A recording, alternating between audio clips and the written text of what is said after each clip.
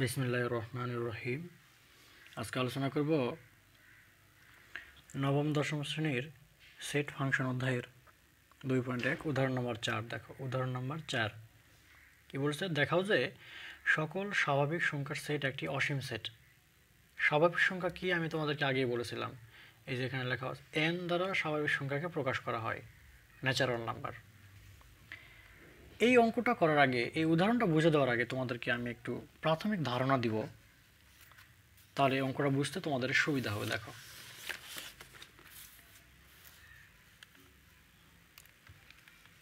আচ্ছা, মনে করো একটা সেট লিখলাম। সেটটা হচ্ছে এরকম এ সেট, যার উপাদানটা হচ্ছে 3, 6, 9 dot dot dot dot dot শেষে হচ্ছে 60। এটা একটা সেট, ভালো করে লক্ষ্য করো। অথবা বি একটা set 1, 2, 3, 4 dot dot dot dot dot শেষে হচ্ছে 50। কত? 50। দুটা সেট লিখলাম। এখন তোমরা কি বলতে পারবে এটা সসীম সেট না অসীম সেট? বলতে পারবে? ডট ডট দেওয়া আছে তার মানে অসীম নাকি? ন, এটা হচ্ছে সসীম সেট। শেষের উপাদান দেওয়া আছে তার মানে সসীম। আচ্ছা, এই একটা সেট যার শেষের উপাদান দেওয়া আছে 50, তার মানে সসীম সেট। এখন আমি কি বলতে পারবো 1 বিলংস টু বি, মানে এই উপাদানটা বি সেটের মধ্যে আছে। আবার লিখতে পারবো নাকি যে 2 belongs to B, 3 belongs to B, 4 belongs to B, 5 belongs to B. লিখতে পারবো না? অবশ্যই লিখতে পারবো। আবার লিখতে পারবো না যে 50 বিলংস টু বি, মানে এই 50টা, এই উপাদানটা এই বি সেটের মধ্যে আছে, উপাদানটা বি সেটের মধ্যে আছে। আচ্ছা, এটা ক্লিয়ার হলো। এরপর দেখো, আমি যদি বলতাম তোমাদেরকে 50 প্লাস 1, কি বললাম? 50 প্লাস 1, এগুলো তো একটা স্বাভাবিক সংখ্যা, তাই না? প্রত্যেকটা একটা স্বাভাবিক সংখ্যা, তার মানে হচ্ছে ন্যাচারাল নাম্বার, এন দ্বারা প্রকাশ করা হচ্ছে। আচ্ছা, আমি যদি এই সেটের মধ্যে একটা গঠন পদ্ধতিতে লিখতাম যে এই সেটের উপাদানগুলো একটা স্বাভাবিক সংখ্যা হবে, শুধু কি বললাম? এই সেটের উপাদানগুলো একটা স্বাভাবিক সংখ্যা হবে, তাহলে আমি কি 50 প্লাস 1 বিলংস টু বি লিখতে পারবো? শর্ত কি? Natural number. এই সেটের উপাদানগুলো শুধু 50 না, 50-এর পর যতগুলো সংখ্যা আছে, আমাদের শর্ত হচ্ছে ন্যাচারাল নাম্বার হতে হবে। তাহলে 50 প্লাস 1 কি আমি লিখতে পারবো বিলংস টু বি, মানে 51 কি বা বি সেটের মধ্যে আছে? অবশ্যই আছে। কেন? আমি যদি শর্ত দেই যে এটা একটা স্বাভাবিক সংখ্যা, তাহলে এটা সত্য। আর আমি যদি এখানে শর্ত না দিতাম যে এটা স্বাভাবিক সংখ্যার সেট নয়, তাহলে এই শর্ত মিথ্যা প্রমাণিত হতো। আমি কি বুঝতে পারলাম? আবার বলি একটু, যদি বুঝতে না পারো। আমি একটা বি সেট লিখলাম যেটাতে শর্ত আছে এই সেটের উপাদানগুলো একটা স্বাভাবিক সংখ্যা হবে। কি হবে? ন্যাচারাল নাম্বার হবে। কিন্তু মনে মনে ধরে নিলাম এই শেষের উপাদানটা হচ্ছে 50, মনে মনে ধরে নিলাম। তাহলে 50 প্লাস 1 এটাও কি স্বাভাবিক সংখ্যার মধ্যে পড়বে না? এটা তো ভুল প্রমাণ, এটা বাদ দাও, তোমার মনে করো। তাহলে 50 প্লাস 1 এটা কি স্বাভাবিক সংখ্যার মধ্যে পড়বে কি পড়বে না? অবশ্যই পড়বে। কারণ কি? সবগুলো তো এখানে স্বাভাবিক সংখ্যা, তাই না? আমি যদি এভাবে লিখতাম 50 প্লাস 2 বিলংস টু এন, মানে এই সংখ্যাটা স্বাভাবিক সংখ্যার মধ্যে আছে। অবশ্যই আছে, কারণ স্বাভাবিক সংখ্যা মানে কি 1 থেকে প্লাস ইনফিনিটি পর্যন্ত। তো 53 কি স্বাভাবিক সংখ্যার মধ্যে পড়বে না? অবশ্যই পড়বে। আমি কি তোমাদেরকে বোঝাতে পারলাম? তাহলে কি বললাম? যদি স্বাভাবিক সংখ্যা হয় তাহলে এই সংখ্যাটাও স্বাভাবিক সংখ্যার মধ্যে থাকবে। এর সঙ্গে 50 প্লাস 3 যদি করো, এটাও স্বাভাবিক সংখ্যার মধ্যেই আছে। বুঝতে পারলে? আচ্ছা, এখন তোমরা অঙ্কতে চলে যাও। Example number 4, example number 4। ধরা যাক স্বাভাবিক সংখ্যার সেট n একটি সসীম সেট। আচ্ছা, আমি যেভাবে লিখে দিচ্ছি এরকম করে তোমরা একটু দেখো। মনে করি আমাদেরকে এখানে বলেছে কি, দেখো আমাদেরকে অসীম সেট কিন্তু নির্ণয় করতে হবে, প্রমাণ করে দেখাতে হবে যে স্বাভাবিক সংখ্যার সেট একটি অসীম সেট। কিন্তু আমরা ধরে নিলাম, মনে করলাম যে স্বাভাবিক সংখ্যার সেট অসীম নয়, সসীম। মনে করি স্বাভাবিক সংখ্যার সেট n একটি সসীম সেট, এটা ধরে নিলাম। যদি সসীম সেট হয় তাহলে কি শেষের উপাদান কি দেওয়া থাকবে না একটা, যে কোনো একটা? সসীম সেট হলে তাহলে অবশ্যই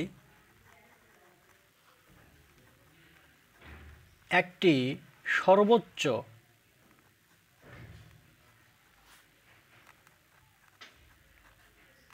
উপাদান কে থাকবে। এখানে সর্বোচ্চ উপাদান, উদাহরণে দেখো, উদাহরণ সর্বোচ্চ উপাদান 50 ধরে নিলাম, আর এখানে যেহেতু উপাদান দেওয়া নাই, আমরা সেই উপাদান সর্বোচ্চ উপাদানটাকে কে ধরলাম, বুঝতে পারলে? মানে হচ্ছে এরকম করে ধরলাম 1 2 3 ডট ডট ডট ডট, শেষে হচ্ছে কে, এরকম একটা ধরে নিলাম। তাহলে তোমরা কি এখন বলতে পারবে না যেখানে কে হচ্ছে কে বিলংস টু n হবে, মানে কে এর মানটা স্বাভাবিক সংখ্যা হবে। মানে এখানে আমাদেরকে প্রশ্ন তো বলছেই যে সকল স্বাভাবিক সংখ্যার সেট, তার মানে সেটের মধ্যে যে উপাদানগুলো থাকবে সবগুলোই তো আমাদের স্বাভাবিক সংখ্যা হবে, তাই না? বুঝতে পারলে? তাহলে কে, এই যে শেষের উপাদানটা, এটাও স্বাভাবিক সংখ্যা, এটা স্বাভাবিক সংখ্যা, এটা স্বাভাবিক সংখ্যা, এটা স্বাভাবিক সংখ্যা, তার মানে সেটের যতগুলো সংখ্যা আছে সবগুলোই স্বাভাবিক সংখ্যা, তার মানে কে বিলংস টু n লিখতে পারবো। ক্লিয়ার? আচ্ছা, তাহলে এখন দেখো, কে যদি একটি স্বাভাবিক সংখ্যা হয় তাহলে কে প্লাস 1 একটি স্বাভাবিক সংখ্যা হবে। কে প্লাস 1 একটি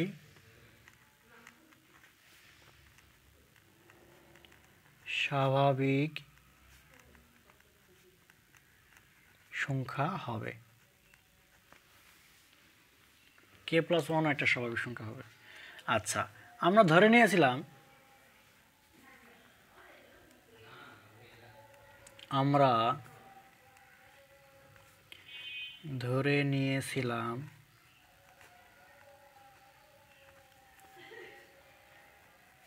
n সেটের, মানে স্বাভাবিক সংখ্যার সেটের সর্বোচ্চ উপাদান কে, এটা আমরা ধরে নিয়েছিলাম। কিন্তু দেখো, আমরা ধরে নিয়েছিলাম কি, এই সেটের সর্বোচ্চ উপাদান এটা ধরে নিয়েছিলাম। কিন্তু k plus 1 সংখ্যাটিও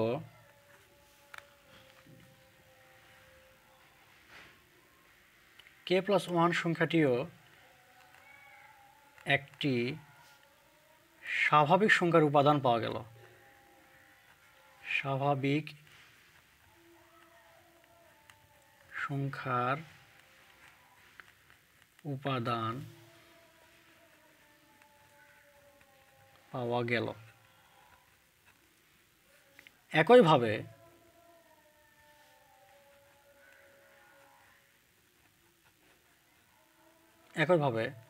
k plus 1, k plus 2, k plus 3 এগুলো কি একটা স্বাভাবিক সংখ্যার উপাদান হবে না?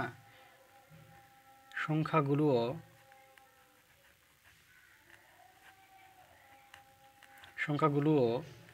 n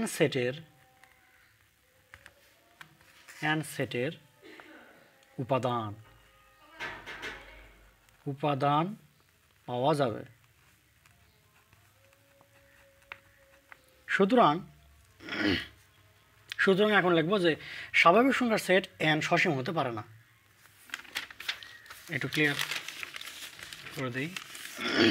তাহলে শেষে লিখব ওই যে এখানে এটা লিখব, দেখো শেষে লিখব কি, সুতরাং স্বাভাবিক সংখ্যার সেট n সসীম হতে পারে না, তাই স্বাভাবিক সংখ্যার সেট একটি অসীম সেট। শেষে এতটুকু লিখে নেব। হ্যাঁ, কি বললাম? স্বাভাবিক সংখ্যার সেট সসীম হতে পারে না, তাই স্বাভাবিক সংখ্যার সেট একটি অসীম সেট, প্রমাণিত। কিন্তু এই অঙ্কটা আমি তোমাদেরকে আর একটু বুঝে দিব, তোমরা বুঝতে পারছো নাকি আমি জানি না, আর একটু ক্লিয়ার করে দিই। মনে একটি সেট লিখলাম 1 2 3 4 dot dot dot dot dot, এটা হচ্ছে স্বাভাবিক সংখ্যার সেট। স্বাভাবিক সংখ্যার সেট ধরে নিলাম সর্বোচ্চ মান হচ্ছে কে ধরে নিলাম, কিন্তু এর সাথে যদি আমি k+1 করি, স্বাভাবিক সংখ্যার সাথে স্বাভাবিক সংখ্যার যোগফল করলে একটা স্বাভাবিক সংখ্যা পাওয়া যায়। এটা আমি কেন বললাম? আচ্ছা, কি বললাম? স্বাভাবিক সংখ্যার সাথে যদি একটা স্বাভাবিক সংখ্যা যোগ করো, তাহলে একটি ন্যাচারাল নাম্বারই পাওয়া যায়। আমি কি বুঝতে পারলাম? স্বাভাবিক সংখ্যার সাথে স্বাভাবিক সংখ্যার যোগ করলে একটি স্বাভাবিক সংখ্যা পাওয়া যায়। তাহলে আমি তো ধরেই নিলাম যে কে একটি সর্বোচ্চ মান স্বাভাবিক সংখ্যা, তাহলে এই স্বাভাবিক সংখ্যার সাথে একটা স্বাভাবিক সংখ্যা যোগ করলাম, তাহলে কি এটা স্বাভাবিক সংখ্যা হবে কি হবে না? আবার স্বাভাবিক সংখ্যার সাথে আর একটা স্বাভাবিক সংখ্যা যোগ করলাম, তাহলে এটাও কি স্বাভাবিক সংখ্যা হবে না? তাহলে এরকম এটা বিলংস টু n, এটাও বিলংস টু n। তাহলে এইভাবে k+3 ইত্যাদি ইত্যাদি তুমি লিখতে পারবে, অসংখ্য সংখ্যা লিখতে পারবে কি পারবে না? আচ্ছা, তুমি দেখো k+1 এর সঙ্গে যদি আবার একটা স্বাভাবিক সংখ্যা যোগ করো, তাহলে এটা কি একটা স্বাভাবিক সংখ্যা হবে না? এইভাবে তুমি কখনো শেষ করতে পারবে এই স্বাভাবিক সংখ্যা? তাহলে শেষ করা যাচ্ছে না। সুতরাং এটা একটা সসীম সেট হতে পারে না, অসীম সেট। এটা এতটুকু মনে রাখবে, স্বাভাবিক সংখ্যার সাথে একটা স্বাভাবিক সংখ্যা যোগ করলে একটা স্বাভাবিক সংখ্যা পাওয়া যায়। যেহেতু আমি এটা স্বাভাবিক সংখ্যা ধরে নিয়েছি, এর সঙ্গে যদি যোগ করি তাহলে অসংখ্য স্বাভাবিক সংখ্যা আরও তৈরি করা যায়, যেটা শেষ হচ্ছে না, সসীম হচ্ছে না। সুতরাং এটা একটা অসীম সেট। ওকে, আচ্ছা, এরপরে দেখো, পরের পেজে দেখো, এখানে একটা কাজ দেওয়া আছে, কাজগুলো আমি একটু মুখে মুখে আলোচনা করে নিই। কি বলছে? সসীম সেট এবং অসীম সেট নির্ণয় করো। দেখো এখানে উপাদান গণনা করা যাচ্ছে, তার মানে সসীম। আবার খতে এই যে শেষের উপাদানটা দেওয়া আছে, তার মানে এটাও সসীম। আবার এখানে ডট ডট দেওয়া আছে, তার মানে এটা অসীম, এটা হচ্ছে অসীম। আবার এখানে দেওয়া আছে পূর্ণ সংখ্যা। দেখো পূর্ণ সংখ্যা কিন্তু 4 থেকে ছোট, 4 থেকে ছোট পূর্ণ সংখ্যা কি পৃথিবীতে একটা আছে? অসংখ্য আছে। কেমন করে? 4 থেকে ছোট 3 আছে, এরপর হচ্ছে 2 আছে, 1 আছে, 0 আছে, -1 আছে, -2 আছে, -3 আছে, মানে অসংখ্য, তার মানে এটা অসীম। এরপর দেখো p/q such that p O q হচ্ছে সহমৌলিক, মানে এটা হচ্ছে, দেখো মূলদ সংখ্যার একটা সংজ্ঞা। মূলদ সংখ্যা কাকে বলে তোমাদেরকে আমি বলেছিলাম। দেখো তাহলে এটা পৃথিবীতে কি মূলদ সংখ্যা একটা আছে? অসংখ্য মূলদ সংখ্যা আছে, তার মানে এটা অসীম। এরপর দেখো x y such that y হচ্ছে একটা স্বাভাবিক সংখ্যা, কিন্তু স্বাভাবিক সংখ্যার মানগুলো এটা থেকে ছোট হতে হবে 100টা, আর এটা থেকে এই মানগুলো বড় হতে হবে। কী বললাম? স্বাভাবিক সংখ্যার বর্গ করলে 100 থেকে ছোট হবে, 100 থেকে ছোট হবে। আবার সংখ্যাটির যদি ঘন করি, তাহলে ঘনটা এই উপাদানটা আবার হচ্ছে ঘন থেকে 100 আবার ছোট হবে, বা 100 থেকে এই মানটা বড় হবে। গজামিল হয় না যেন। আবার ভালো করে লক্ষ্য করো আমি কি বলি। একটা স্বাভাবিক সংখ্যা নির্ণয় করব, মনে করো একটা স্বাভাবিক সংখ্যা লিখলাম 2, এখন নিলাম 2 নিব, এখান থেকে দিই তাহলে ভালো হবে। দেখো এই সংখ্যাটির বর্গ যদি করি তাহলে 1 হবে, লেস দেন 100 লেস দেন 1-এর যদি ঘন করি, দেখতে পাচ্ছ না, 1-এর যদি ঘন করি তাহলে 1 হবে। তাহলে দেখো তো 100 থেকে একটা ছোট, কিন্তু 1 থেকে এটা ছোট, তার মানে 1-এর জন্য সত্য নয়। 2 যদি নেই, 2-এর উপরে বর্গ করলে 4, 100। আবার 2-এর উপর যদি ঘন করি, 2-এর উপর ঘন করলে কত হচ্ছে 8, তার মানে হচ্ছে এটা 8। এই শর্তটা সত্য, কিন্তু এই শর্তটা কি সত্য হচ্ছে দেখো তো, এখানে কত 100, এখানে 8, এটা কি শর্ত মেনে চলতেছে? এটা হচ্ছে লেস দেন 100 কি ছোট ওটা, তার মানে 2-এর জন্য সত্য নয়। এবার 3-এর জন্য যদি নেই, 3-এর উপর স্কোয়ার মানে হচ্ছে 9, 100। 3-এর উপর ঘন মানে কত 27, তাহলে এই শর্ত মেনে চলতেছে, কিন্তু এই শর্তটা মেনে চলতেছে না, তার মানে 3-এর জন্য সত্য নয়। এভাবে কিছু শর্তের জন্য, কয়েকটা উপাদানের জন্য এই শর্ত মেনে চলবে। যেমন একটা উদাহরণ দিয়ে দিই,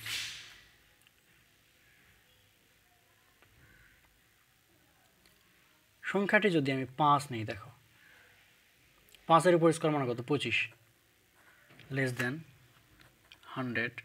5-এর উপর ঘন মানে কত 5 3 বার গুণ, 5 5 25 গুণন 5, 5 5 25-এর 5, 5 2 10, 11 12। দেখো এই 5-এর জন্য কিন্তু শর্ত মেনে চলতেছে। দেখো 5-এর উপর বর্গ করলে 25, যা 100 থেকে ছোট, আবার 5-এর ঘন করলে 125, যা 125 থেকে 100 আবার ছোট। তার মানে এই শর্ত মেনে চলতেছে। তার মানে কিছু শর্তের জন্য, কিছু শর্ত মানে কিছু মানের জন্য এই শর্ত মেনে চলবে, তার মানে এটা সসীম। তার মানে কি, কোথায় গেল পেন্সিল, তার মানে এটা সসীম, সসীম সসীম সসীম, এটা অসীম অসীম অসীম। বুঝতে পারলে? আচ্ছা, ভ্যান চিত্র নিয়ে আলোচনা পরে করব, কিন্তু আজকে যে ফাঁকা সেট সম্পর্কে আরেকটু আলোচনা করি। কি বলছে, যে সেটের কোনো উপাদান নেই তাকে ফাঁকা সেট বলে। ফাঁকা সেটের সংজ্ঞা, যে সেটের কোনো উপাদান নেই। ফাঁকা সেটকে এই চিহ্ন দ্বারা প্রকাশ করা হয়। যেমন একটি বালিকা বিদ্যালয়ে 3 জন ছাত্রের সেট। বালিকা বিদ্যালয়ে কি কোনো ছাত্র থাকে? তাহলে ছাত্র নাই, তার মানে এই সেটটা হবে ফাঁকা সেট। বুঝতে পারলে? আবার এক্স বিলংস টু এন, এক্সের উপাদানগুলো এন মানে স্বাভাবিক সংখ্যার মধ্যে আছে, যা 10 থেকে বড় 11 থেকে ছোট। আচ্ছা দেখো তো 10 থেকে বড় এবং 11 থেকে ছোট কোনো সংখ্যা আছে? নাই, তার মানে ফাঁকা সেট। এইভাবে বোঝাচ্ছে আর কি। তাহলে ফাঁকা সেটের সংখ্যা কি, যে সেটের কোনো উপাদান নেই, সেটা হচ্ছে ফাঁকা সেট। এরপরে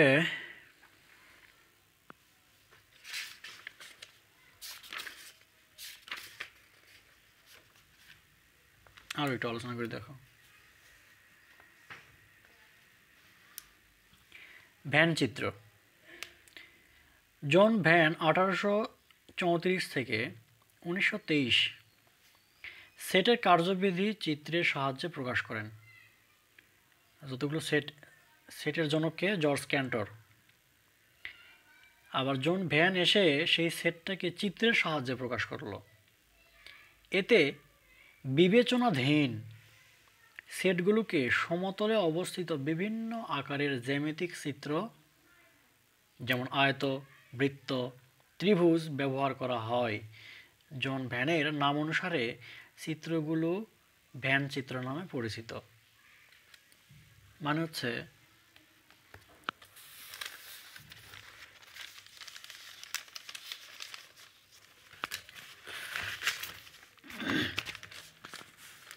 যদি এরকম হতো, বুঝছো,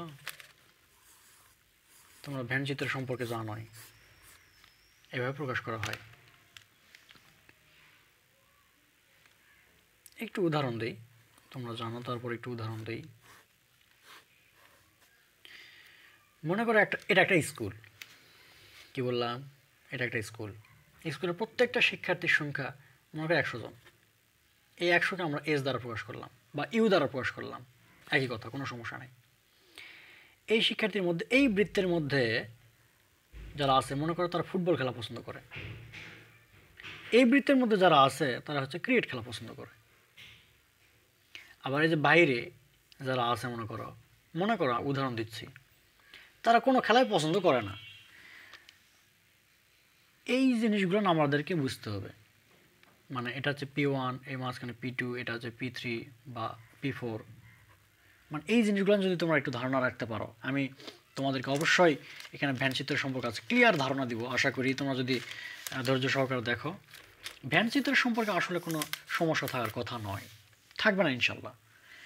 তোমরা একটু ধৈর্য ধরো। কিন্তু আমি যদি এই অঙ্কগুলো তোমাদেরকে দেখাচ্ছি, তোমরা স্কিপ করে ভিডিওগুলো পার করে যাবে না, তাহলে কিন্তু কিছু বুঝবে না। এই জন্য ধারাবাহিকভাবে স্টেপ টু স্টেপ দেখবে, আশা করি কোনো সমস্যা হবে না। এরপরে দেখো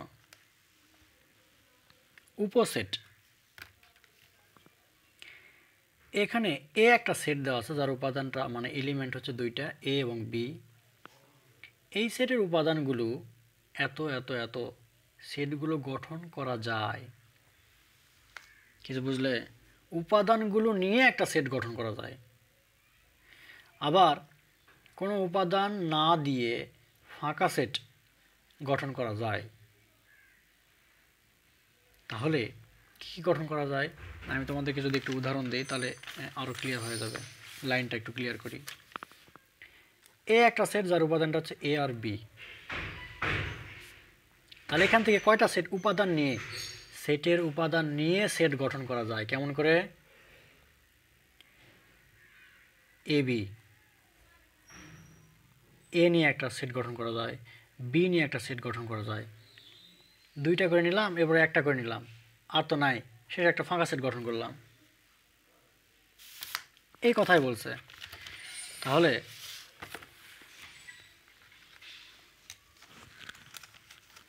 সুতরাং কোনো সেট থেকে যতগুলো সেট গঠন করা যায় তাদের প্রত্যেকটি সেটকে ওই সেটের উপসেট বলা হয়।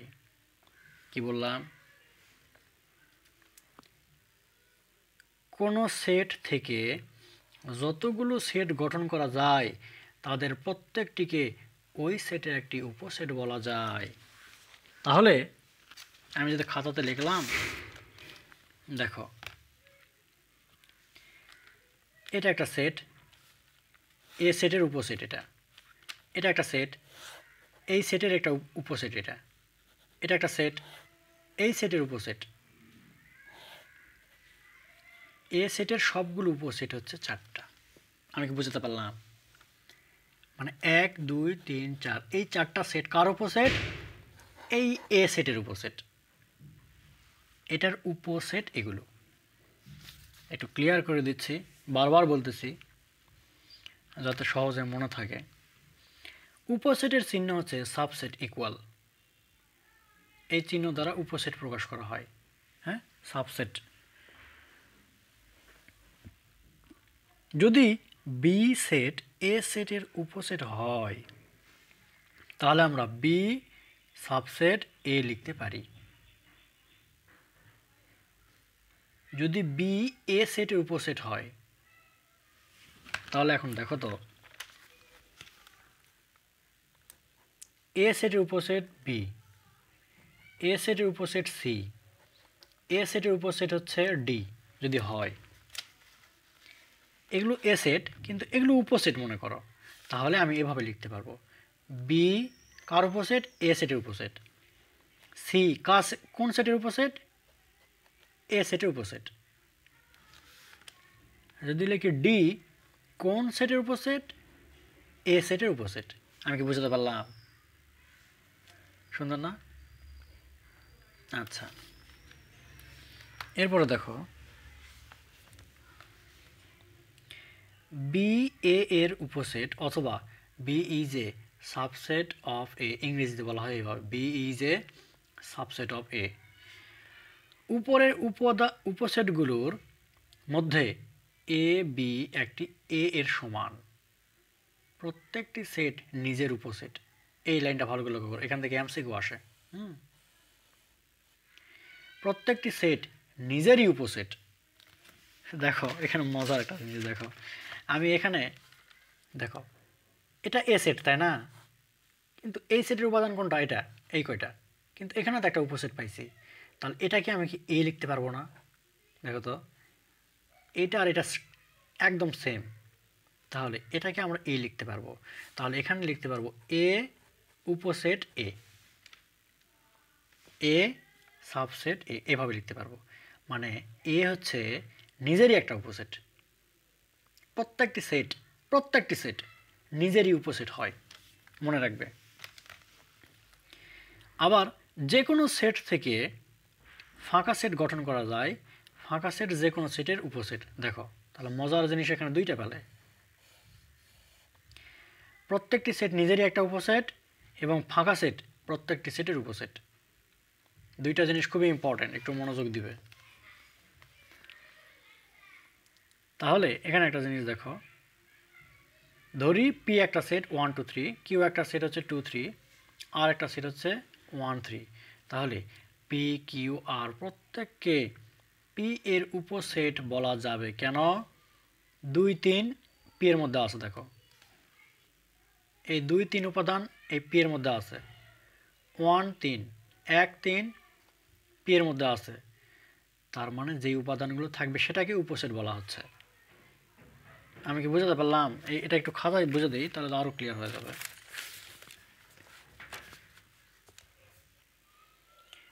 পি একটা উপসেট 1 2 3, পি একটা সেট এটা। এখন দেখো তো কিউ একটা সেট 2 3, আর একটা সেট হচ্ছে 1 3। দেখো তো 2 3 পি এর মধ্যে আছে না, তাহলে আমরা লিখতে পারবো কিউ হচ্ছে, এই কিউ হচ্ছে পি এর উপসেট, পি এর উপসেট। আবার এটা লিখতে পারি আর হচ্ছে পি এর উপসেট। দেখো আর হচ্ছে পি এর উপসেট, মানে এই উপাদানগুলো পি এর মধ্যে আছে এই জন্য। আবার এভাবে লিখতে পারি পি উপসেট পি। কেন লিখতে পারি? এই যে শর্ত এখানে লেখাই ছিল, প্রত্যেকটি সেট নিজেরই একটি উপসেট। তাহলে এটা পি এটাও পি, তাহলে এই পি উপসেটটা পি এর উপসেট। তোমরা যদি মনে না রাখতে পারো এখানে একটা এর লিখে নাও, এর। এই সেটের উপসেট কোনটা? এটা। এখন ক্লিয়ার হলো? সরি, দেখতে পাচ্ছ না? এখানে একটা এর লিখে নাও, তাহলে পি এর উপসেট কোনটা? এটা। পি এর উপসেট আর, পি এর উপসেট পি। ক্লিয়ার? তাহলে এখান থেকে কি কি জানলে? যে উপসেট কাকে বলে, উপসেটের চিহ্ন, এবং এখান থেকে দুইটা লাইন, ইম্পর্টেন্ট লাইন, প্রত্যেকটি সেট নিজেরই একটা উপসেট এবং ফাঁকা সেট যে কোনো সেটের উপসেট। তাহলে এই পর্যন্ত আমি ক্লিয়ার করে রাখলাম। আমি সামনের ভিডিওতে প্রকৃত উপসেট সহ বাকিগুলো দেখাবো ইনশাল্লাহ। ধন্যবাদ।